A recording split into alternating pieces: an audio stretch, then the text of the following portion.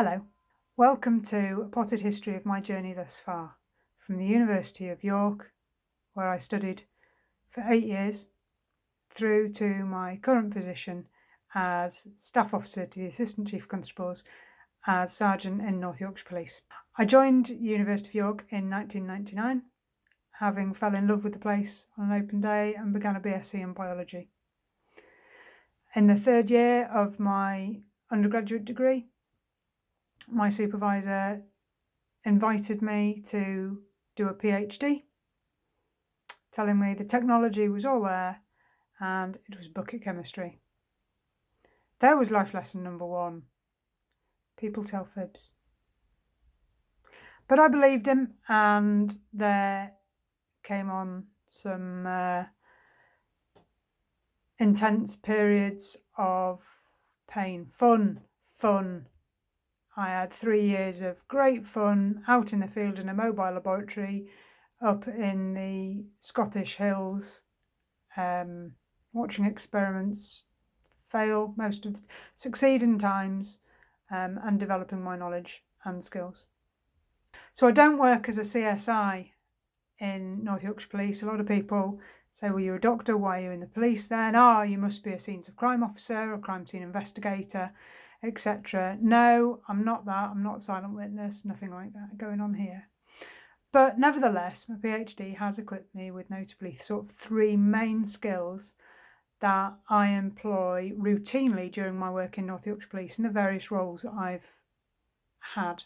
Critical thinking, so the ability to look at a situation and critically analyse it, to hypothesise, and to look at methodologies for how we can test each of these hypotheses.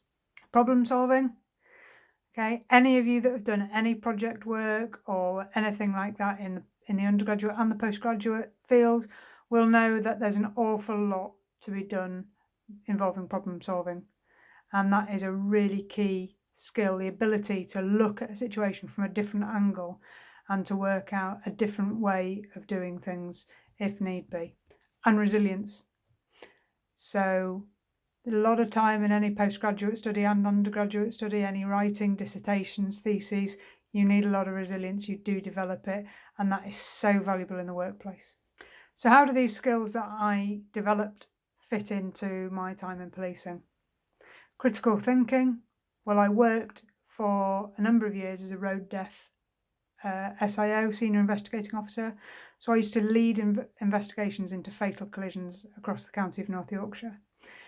Critical thinking was absolutely key to examining the hypotheses as to why a collision had occurred, and then looking at the evidence for each of these hypotheses to determine which one was the most likely, and looking at the cause.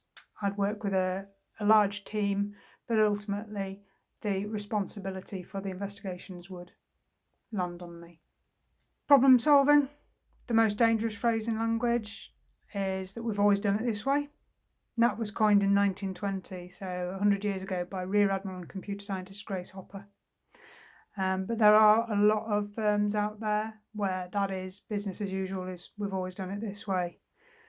My diversity of thought that I gained during my time at the University of York has enabled me to look at situations quite critically, but with a bit of a problem-solving head-on, and question why are we doing it that way? And you don't want to just hear well, we've always done it that way. There must always be a good reason for any course of action. So I worked as a bit of a problem-solving lead at the sergeant level in North Yorkshire, and brought a diversity of thought in to look at how we can improve the way that the police problem solve. And then resilience. Resilience is key in being successful in the workplace. And the resilience that I gained during those really long days of field work in Scotland and writing up have been critical and crucial in pushing me through. We're not always successful. Career paths, promotions, exams, whatever walk of life, if you want to progress, you will have to put yourselves through those. And there's a lot to be said about resilience for when you aren't successful. It's how you conduct yourself then. So those are my 3 skills that I gained: critical thinking, problem solving, and resilience. Any advice? Just got a couple of words about feedback. During your time, during your studies, whether you're helping undergraduates, whether you're receiving it yourself, you will give and receive feedback. It's a gift, it cannot be returned, but the manner in which it's given will affect its effectiveness. To succeed, you need openness, you need humility, and you need to have a willingness to improve or develop.